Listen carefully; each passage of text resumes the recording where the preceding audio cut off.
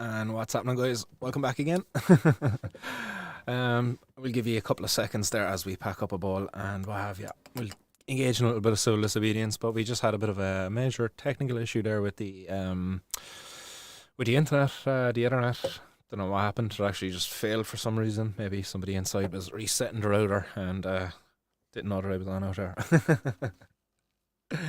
But yeah, hopefully we won't have any more issues like that. I did want to come back on here, and there was one news story I did want to touch off of, and I'm hoping to reach out to the person involved in this news story in the not too distant future. And I think I have one or two other people in very similar situations who might be open to having a conversation with me on the podcast because we were talking a little bit earlier on the first part about stigmatization and stuff like that.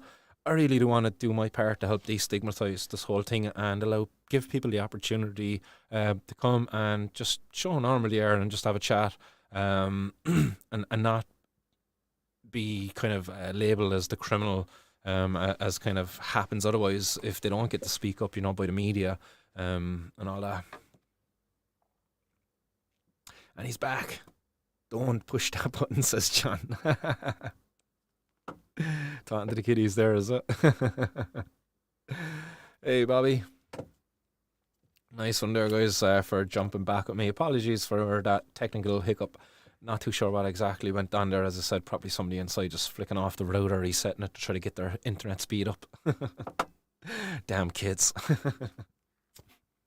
Little bit of civil disobedience underway here as we give people an opportunity just to jump back on.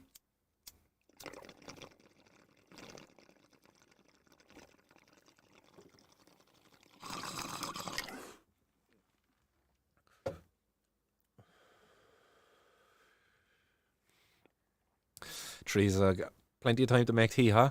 Why didn't I think of that? That's what I should have done. I didn't have made myself a nice cup of tea.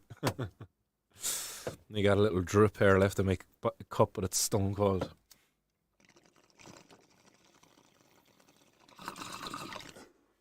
Ooh.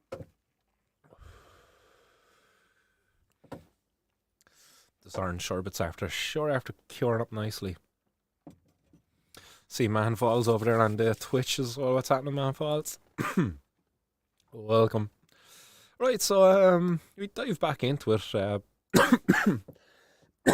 Excuse me, so I don't choke. There was a couple of stories there I wanted to dive into. Coming out of the Irish courts again, unfortunately. But one of the stories, the headline up on screen there now. Boom. Friends persuaded woman to spend €600 on cannabis, and unfortunately, as this story has been reported on here, she was caught by the guards with it. But the story starts with a abandoned woman caught with cannabis after her friends persuaded her to buy a large amount. Has received the benefit of the Probation Act after appealing her conviction for selling drugs. So it gives the woman's name here. An address from Balloon-Bandon. She appeared at the recent Circuit Court of Appeal, sitting on Bandon Court to appeal a 6-month suspended sentence which she had received at Bandon District Court. So she got 6 months, guys, over having 2 ounces effectively. I think she had about 50 grams because I'm looking at the valuation a bit further on that the guards gave it. She had about 50 grams of cannabis, and the judge saw fit to give her a 6-month suspended prison sentence. Like, that's insane. So meaning that if this woman was to be caught with even 1 gram of cannabis in the period that the suspended sentence is active for, she would get 6 months in prison plus whatever the judge might give her for the other gram or whatever else she was caught with. Insane. So this is like state-sponsored terrorism is effectively what this is. They're terrorizing this poor woman into fucking what would you say, abstaining from cannabis use, abstaining from just cannabis possession in public, because she could probably use it in the privacy of her own home where hopefully the cops won't kick in her door for, going out and buying a bit of weed for her own use, or for the use of between her and her friends. But anyhow, the defence solicitor Eamon Fleming told the judge Dara Hayes that his client was just 19 years of age at the time of the offence in 2020. So the woman was 19 when she got caught with this cannabis back in 2020. I know myself being a young person and having to deal with the guards. That's a very traumatic experience. Like, it's not a very easy thing to do, to deal with. It's very traumatizing. It's very frightening. She'd been in youth reach at the time and was easily led. Her friends persuaded her to buy cannabis. She paid €600 for it, which had a street value of €1,000. So that's the part there where I got the 50 grams for the value at €20 per gram street value. So if she had €1,000 worth, that's 50 grams, €20 per gram, €1,000. So yeah, it's saying here as well that she'd been youth reach at the time and was easily led. So effectively what they're saying is that this woman was vulnerable. So again, you've a vulnerable woman here been criminalised by the courts. No sympathy at all given her all to this woman. He said that the probation reports into his client have been very positive, and the latest one adds to the earlier reports that she'd been placed in bond for the past 2 years.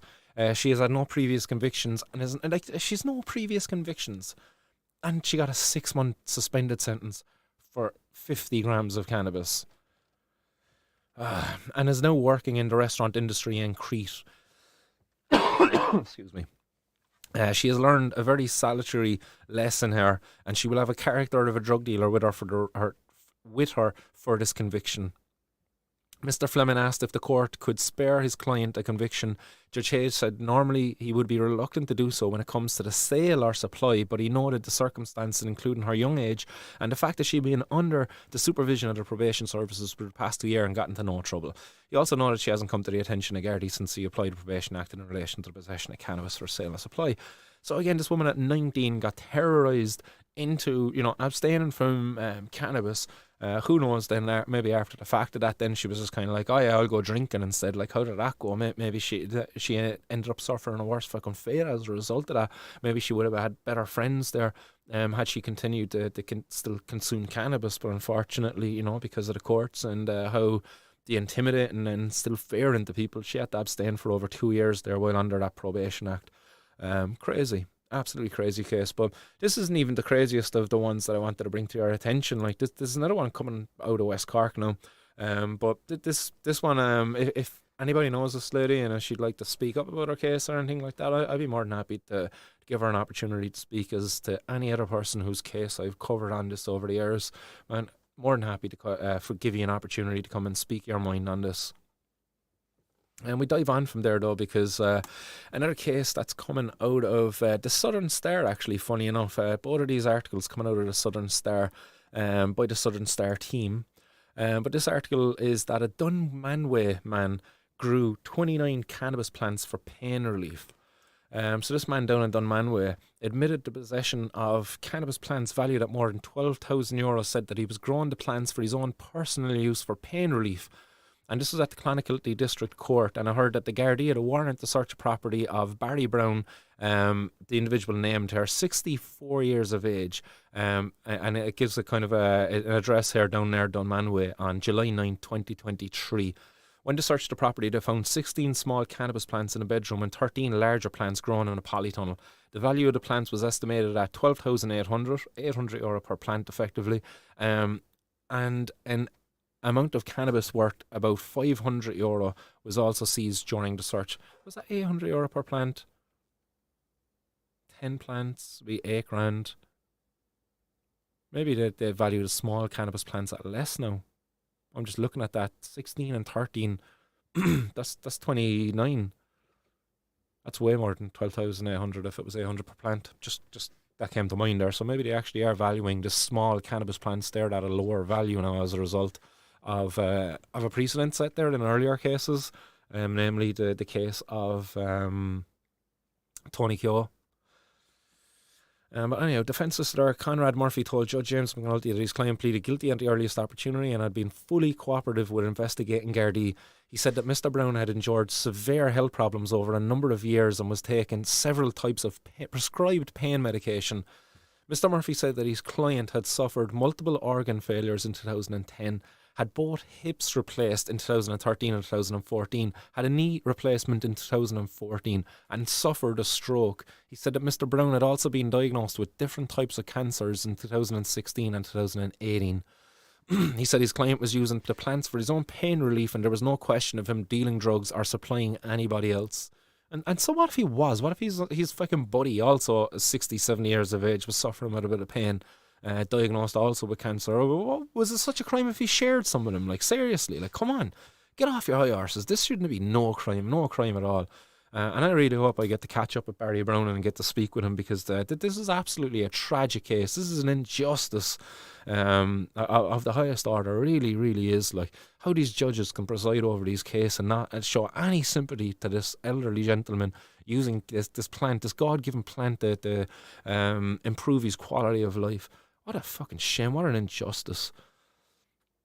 And this is the main one I really wanted to get back and cover here with you. The main reason I actually came on for part 2, because this is just, it's shocking. It really is shocking. At 64 years of age, this man being dragged before the courts, his medicine being taken away from him, his livelihood. Like, was he tending to those plants himself?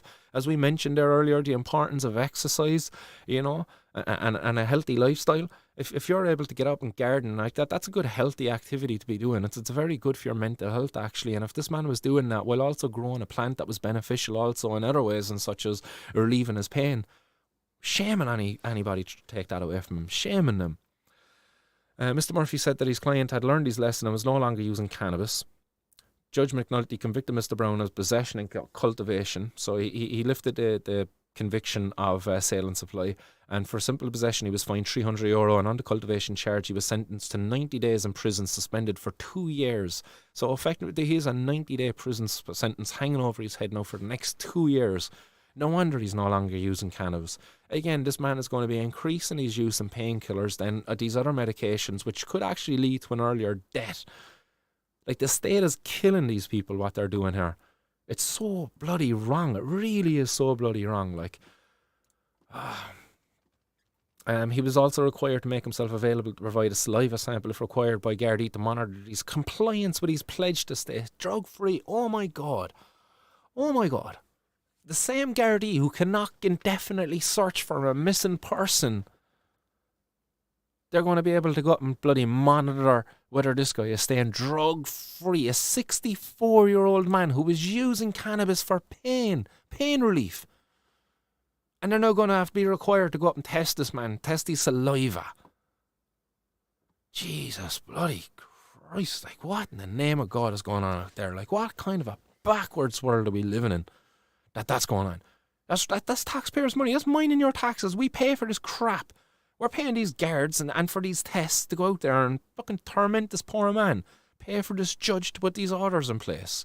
That's us. That's our taxpayers' money. We should be controlling this. We live in a democracy. As I said earlier in the part 1, these policymakers are so out of touch with the people that they're voted in to represent. Like, if you do a poll any day of the weekend, you're going to find that the majority of people of all demographics are in favour of cannabis legalisation.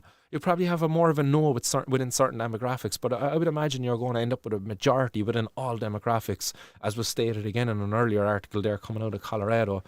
And if you are to get a heavy negative, it's because of the misinformation, the miseducation that goes on out there by people, you know, by like Professor Eamon Keenan there, the lead clinical addiction specialist within the HSE. But this one really pissed me off there now when I read that first. 64-year-old man growing cannabis for his own personal use to alleviate some pain, and he had the guards kicking in his door, taking away his plants, taking away his medicine, dragged into the courts. Quality of life, just, no, it doesn't matter. You're a criminal, you're a low-life criminal, and that's all we're going to look at you as. We're going to completely disregard the fact that you're using the plant as a medicine. We're only going to treat you as a criminal here in this court. Like the judge, the state invested a load of money into you. It's like, get off. Like, the man has invested 64 years into himself. Surely he should be able to be given the right to be able to choose what plant he grows and consumes himself, and not have his fucking nanny government interfering in his life. I wouldn't be surprised, honestly, if this man now goes downhill from here, you know, because if he was able to grow some cannabis, that was probably an activity keeping him active. If cannabis was alleviating his pain, now he's going to be reliant more on some of these opiates and stuff like that. And, you know, most people actually who suffer with chronic pain and stuff, like, you know, it's not uncommon that they suffer what's known as accidental overdoses, where the pain gets so bad where they might forget that they've taken painkillers earlier in the day, and then double up the dose a bit too soon and then go into respiratory failure and die accidentally, not intentional overdose, and accidental overdose. That's a very common thing to happen. And even another thing that happens probably more uncommon, but people actually have overdoses following the required dosage. That that maybe they're a cancer patient, their body is so run down, they're underweight and all of this kind of stuff, and next they go into respiratory failure just because of a regular dose. The body just couldn't handle it anymore. Meanwhile, cannabis, natural compound, not natural plant, and we're not allowed to use it. You're a criminal for doing so. Ah, man, piss me off. It really does. So apologies there for rant over. I'm just popping back over to the hot box. Let's see what you're all saying out there. Just opening up the. Darren Mitchell says, in my younger days, 3-year suspended sentence for 6.6 grams. Ah, no way. Get out of town, like. That is insane. Like, I know a buddy of mine, JJ. I can remember he was telling me he got a crazy sentence for like a gram or something like that. A little bit of hash down in Dungarvan again, back down to that shire. not that it's a shire, but just fucking thinking of the cops and the justice system down there, like it's backwards. But yeah, Dungarvan, great place, beautiful spot actually. Teresa says, "Tuck your advice, love." Did you get the cup of tea in you, Teresa? You did.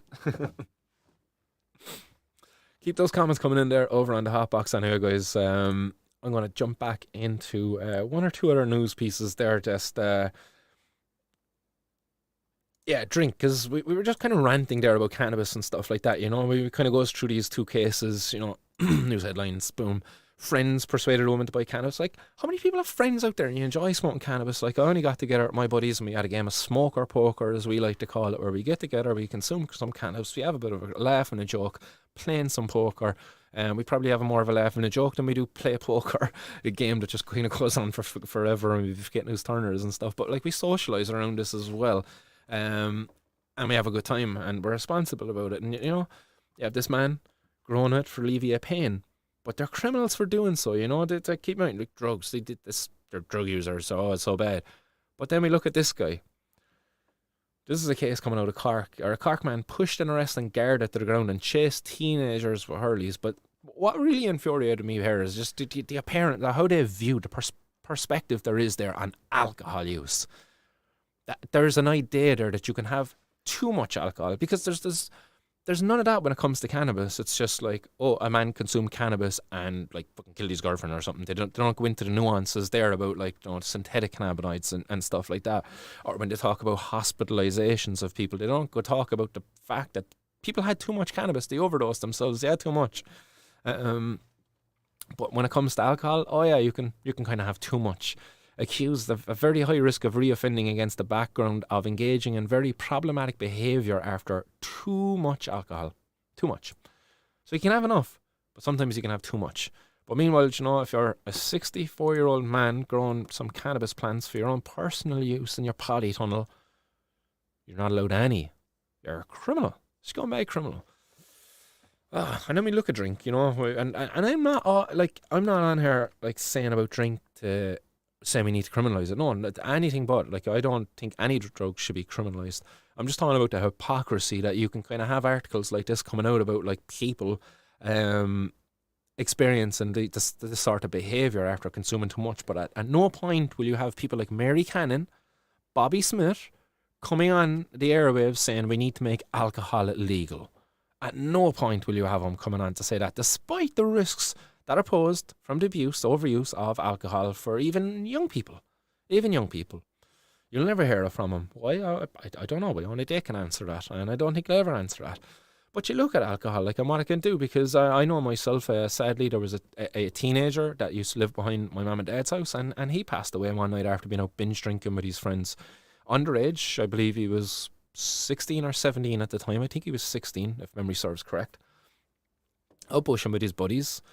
Comes home, drunk, sneaks in past his mum that probably doesn't know he's drunk, goes to bed, vomits in his sleep, chokes on said vomit, dies.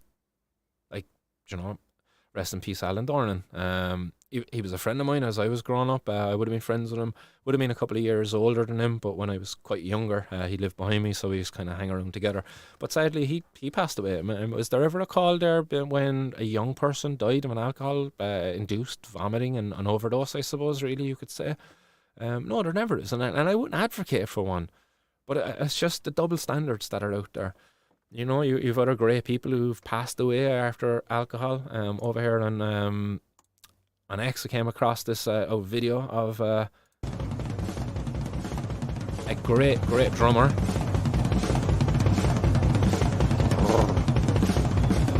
You ain't kid.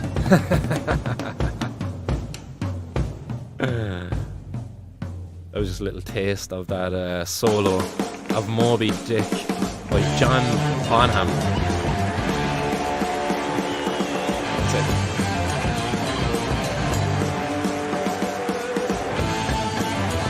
Drummer of Led Zeppelin. But why I'm bringing him up there is this guy passed away of alcohol. You know, I think I have an article here. Rock drummer died after drinking 40 measures of vodka. You know. But again, at no point is there an outcry that we need to ban alcohol, we need to make it illegal. No, it's nonsensical. If you done it, you know what would happen? More people will die, like this guy. You know, because if there's a demand there for a drug, people are going to consume it. We're human beings. It's a completely natural behaviour to want to induce altered states of consciousness through the consumption of substances. Completely normal, natural behaviour, and the criminalisation of such is unnatural. It's injustice.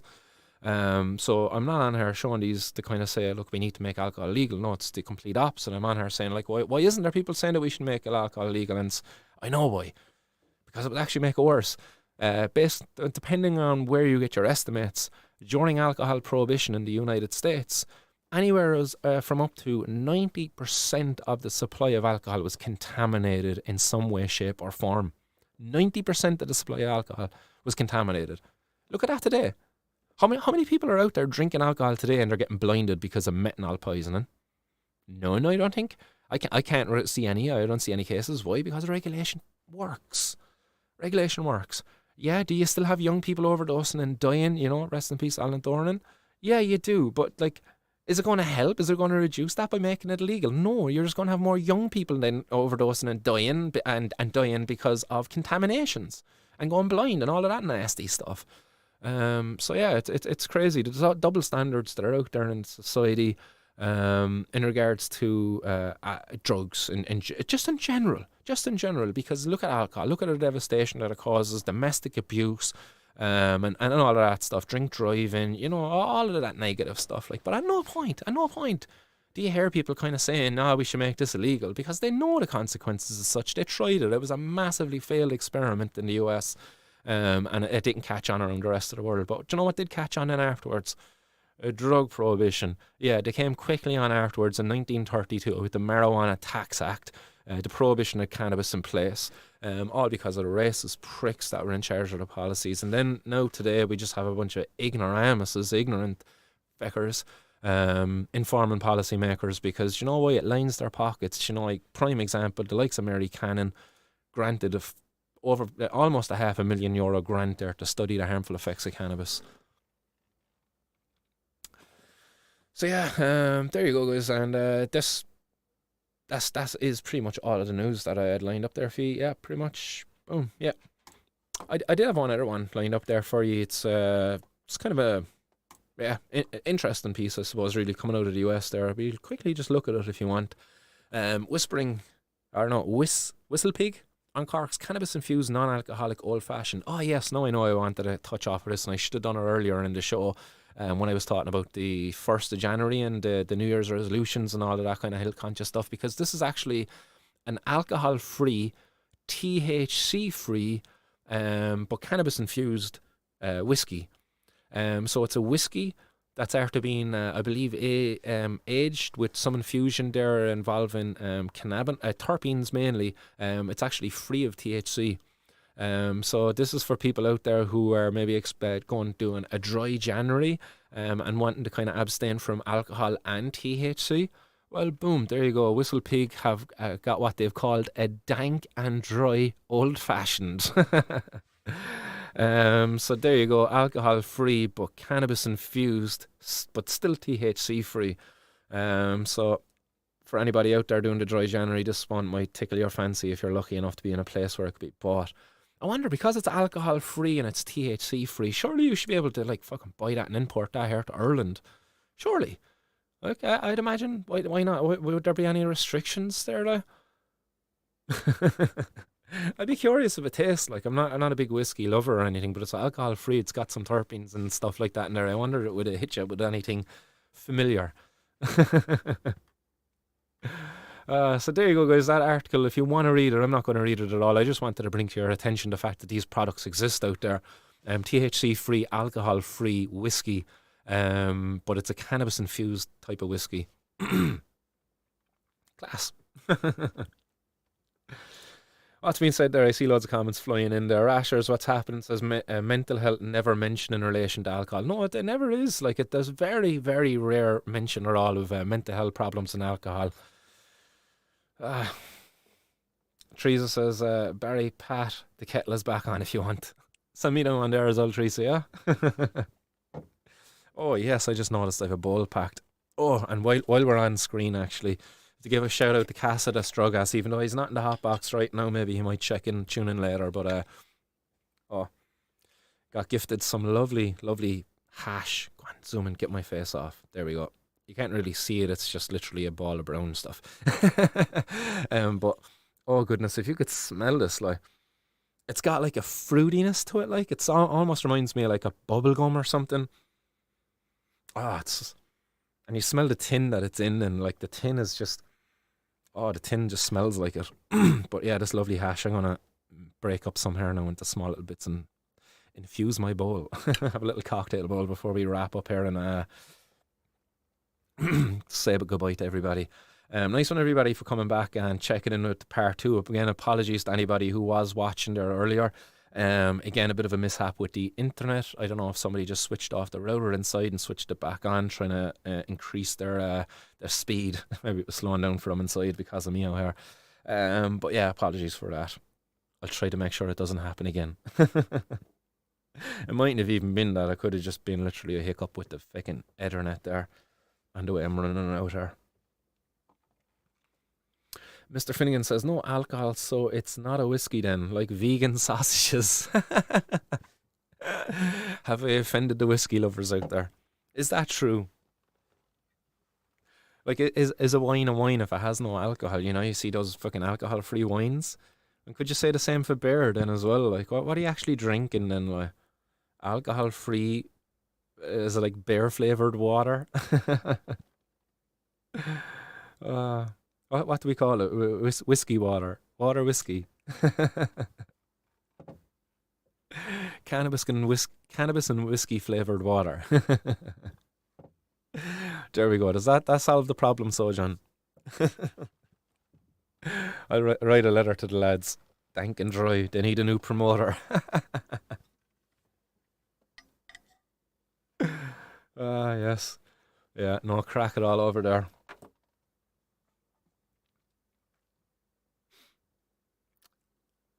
Pat Fennell says, had some bubblegum in Spain recently. Very nice. Yeah, it's been a while actually since having some actual bubblegum. I'm going to put a bit more hash into this here. Hence why I'm balancing the bong there now with my chin. Let's break off one or two bits more. Oh, this hash as well is just so soft. I do believe it came back via Amsterdam. I think it was sourced in Amsterdam. Oh, so nice. Teresa's with John in this one. So there's no alcohol, it's not a whiskey. Okay. So water flavored, no, whiskey and cannabis flavored water. Boom.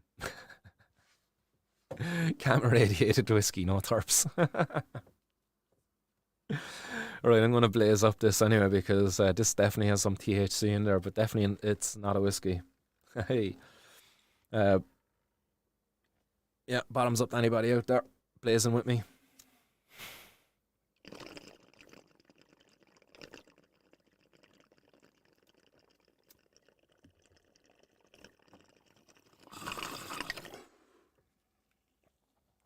Oh, just thinking as there's hash in this, I'm gonna break the wick out. Wicka me.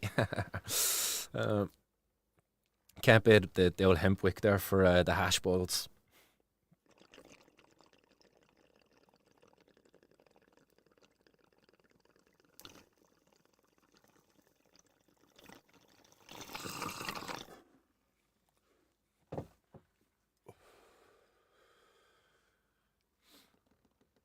Yeah. Oh, that delivers. Nice hashy flavour.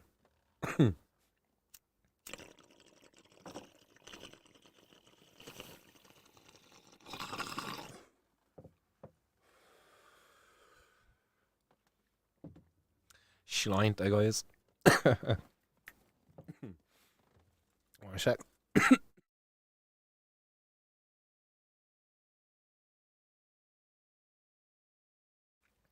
Oh, so refreshing. Bobby O'Brien says, I'm on the sticky rice cake rosin. Oh, it's hard as hell to pull off flour at the beach in the weekend. Oh, yeah, that's right. Bobby's after moving from NYC down, not in New York State, down to a different state where, unfortunately, the consumption of cannabis just isn't as accepted. I do believe that like CBD flour and stuff like that is what would you say, decriminalised down there. You can buy CBD flour, low THC stuff, isn't it? But you just can't get the good stuff. I could be wrong on that now, maybe, but who knows?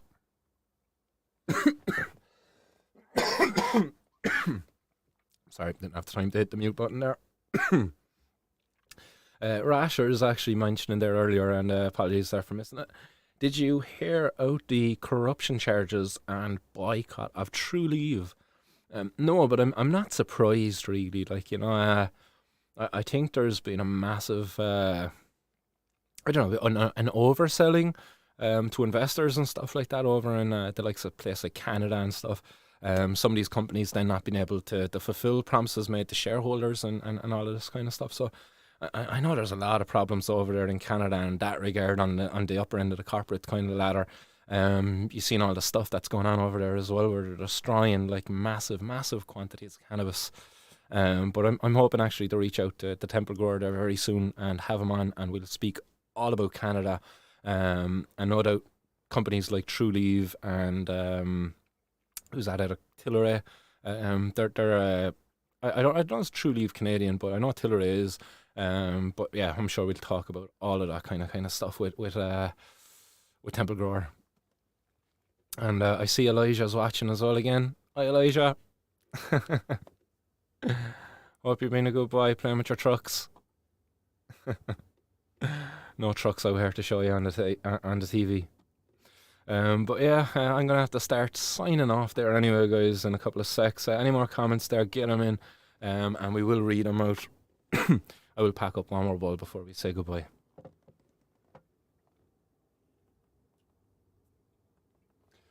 Yeah, I'm hearing that as well, Bobby. So because of was it the Farm Enact or something like that? I was reading a thing there the other day about the the kind of state of affairs in the US, but effectively what's after happening because of the Farming Act, some Farming Act to do with hemp.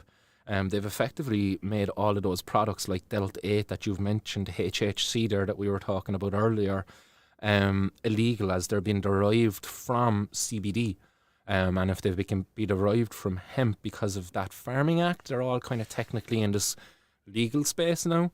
Yeah, that's a bit of an interesting one. I know there's efforts to try to sort it out, but hopefully they just decriminalise cannabis federally altogether. And that'll sort it out. The likes of Delta 8 and all of that stuff will quickly go away once you've got quality regulations in place, ensuring the quality of the product to the customer. But yeah. All right, Mackie, what's happening? Oh, you know, Homegrown joining in there as well, saying howdy. Shout out to Mackie and Elijah. Hi, Elijah. Wonder if he's still watching. Apparently, he got a great kick out of hearing his name being called out across his across the TV.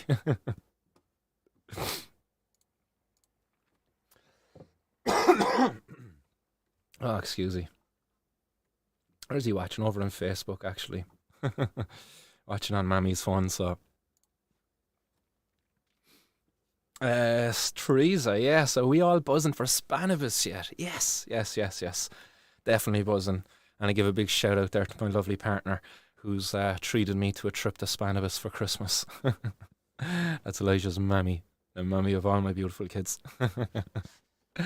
So yeah, definitely buzzing for Spannabis, Teresa. Looking forward to catching up with yourselves. I'm going to make sure I don't miss no plane this time. I'm going to be there extra early. I'm getting there the day before. But I better book my flights. Can't show up for a flight if I don't book a flight. But yeah, my lovely partner is said she's going to send me there. So I'll get all of that stuff booked up definitely, and I'll make sure I'm at the airport on time. Maybe my lovely partner might even come with me if we're lucky enough to be able to get babysitters for the few days. Highly unlikely though. But yeah, Spanos will be a great crack. And here, Cork Herbal Products is going over there as well. Going to be showcasing his own business. Or not showcasing it, going over there to network for his own business. Yeah, buddy. Mackie saying they're all good here, brah. Just been busy as feck with lots of work on the forum. Good man, good to hear you working away. Yeah, I'm lucky enough to be able to squirrel away a couple of hours to get out here today. Unfortunately, just been kind of roped up there throughout the week and not being able to dedicate much time at all to getting out here. But definitely going to be able to get more time in, and definitely have plans there to get out and interact more with the public, and get more public opinions on things as the weather improves. Don't even be out there in the cold and the rain. Probably get that 2 weeks there of summer eventually. But anyhow, last ball going up there, guys. Get those comments in if you want them read. Otherwise, we will be saying goodbye in a couple of seconds.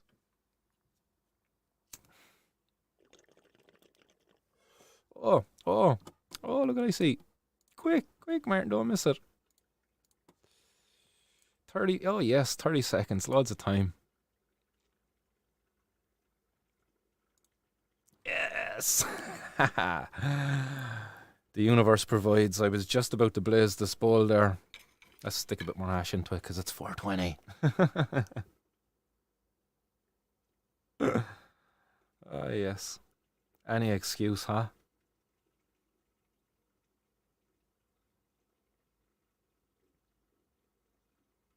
Yes, there we go. 3, 2, 1. Yes, happy 420 again, guys. It's always 420 somewhere.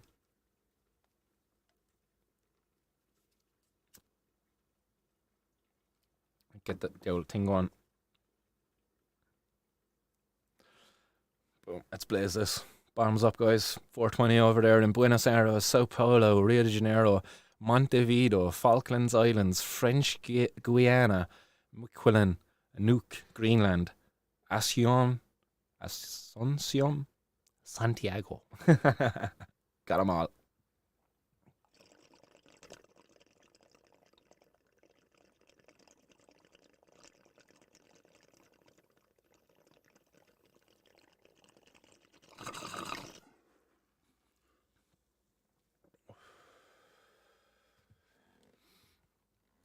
Bobby, sir, enjoy that rosin. Have a good night, my man. Enjoy the rest of your weekend.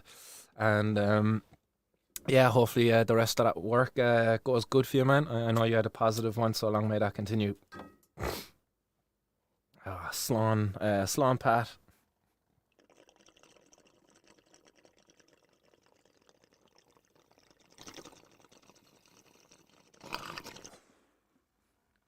Oh, that shit's hard. Oh yeah, I forgot that's the hour. This is the hour as well, where it's 4:20 again in another 30 minutes from now, guys. So if you must, 30 minutes, you have another excuse.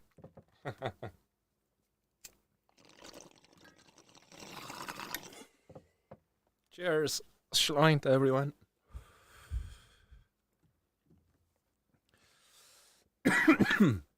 Oh, Teresa's got some of that lovely London pound cake. Nice. I don't think I've actually ever tried that, to be honest. I've heard about it. I heard it's good. And Mackie says, don't forget to hit that like button, guys, in the Martin's World. Come on, the panel in a couple of weeks, man. It'll be good to have you on to talk about news and and all that if you're up for it. Well, Mackie, no doubt I'll have some news there for you again to be able to report on the 17th of January. So maybe I might join you sometime after that to have a chat about kind of what went on. But as I said, 17th of January is going to be nothing big. It's literally going to be show up there. Martin Conlon, I'm here. Yeah, I accept jurisdiction. Come back on such and such a date and we'll hear your case. That's pretty much going to be the ins and out and what happens on the 17th of January when I go to court. If people want to show up outside of the court and support, I'm going to be doing a live video outside anyway, regardless. And I'm probably going to do a bit of civil disobedience outside of the courthouse as well.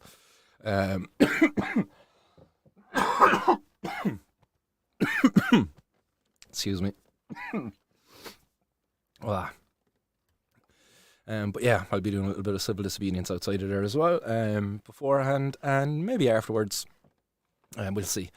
But if people want to come down and join me, 17th of January, it's going to be outside of Cork City District Court.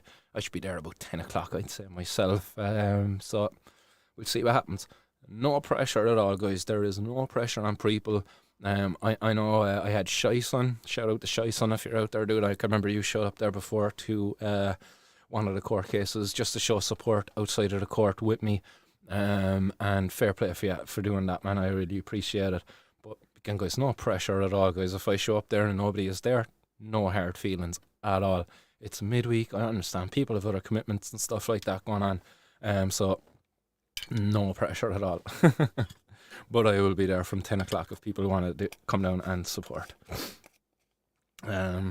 Maybe in future cases, maybe in the future case, maybe there might be a bit of pressure then in the next one when I potentially could get a sentence. I will appeal any sentence given to me, so I should walk out of the court on that day too. But I probably would say a little bit more pressure to show a bit of support there on that day. Like feet on the street would be great that day if people can kind of show up. More pressure on that one, but to 17th, no pressure. I'd be happy to fly solo, but even more happier if people did show up. But all the same, no pressure. What do I know? It's always 420 in my mind. Yeah, that's it. Like 420 in spirit. Actually, I had the option there a while ago on Instagram to change my gender. I didn't see that it was an option. But the option for custom is there. I was like, custom? What is custom? I thought it might just say custom. And it was like, no, you can actually put in whatever you want in there. So my gender on Instagram is now cannabis. Yes. So yeah, funny one. Tommy Gray says, can you say hi to Saoirse? Hi, Saoirse. Good evening, Saoirse. Hopefully all is good out there. Saoirse is actually my daughter's middle name. Love the name Saoirse. Is also sadly a cousin of mine's name who passed away not long after birth. Was born with complications, and I named my daughter actually after her. Second name. But yeah, hi Saoirse. Teresa says, we'll see about getting some kept for you. Nice one, Teresa. You're a legend. We'll have to meet up with you soon. Chilbert UK says, shucking seed and making finger hash, sticky business. That's nice. I'd done that once or twice, actually. I remember I had a white widow that was given to me by a friend that went to seed, and he was just like, take it away, but I didn't want it at all. Like, and literally was just given a jar of this white widow. Seedy bud, like. But what I did is I picked out all of the seeds, and in doing so, I ended up making some really, really nice finger hash. And then I had all of this seedless stuff left over, and all of this white widow seed as well, which was handy to have. But yeah, we made some extract then afterwards. I think we made like a cake or something with it. But the finger hash was sick. You can't bake finger hash or scissor hash as well. But yeah, shucking seeds. Have fun, Chilbert. All right, signing about. Have a nice evening anyway if you're signing off there, because that's what I'm about to do there as well. Roving reporter, Pat Fannell, Arnie Scarpa. Hopefully I pronounced that right anyway. Arnie Scarpa Barry Battlefields, what's happening? Have a nice evening, everybody. Nice one for tuning in with me. It's been an absolute pleasure to be able to bring this show to you this evening. I'm going to go in there now and kick back and relax with the family. And I will be back with you again maybe next Saturday. I'll try to schedule a live video a bit earlier if I can, but it's very hard to be able to commit the time. I can only know it maybe the morning of sometimes, but we'll see if we can improve upon that in the future. But until next time, guys, catch you all soon. Hopefully the next time you see me will be sitting across from on Zoom with Temple Grower. Until then, guys, stay blessed, keep it lit. Much love. Bye. Bye, Elijah. Bye, Saoirse.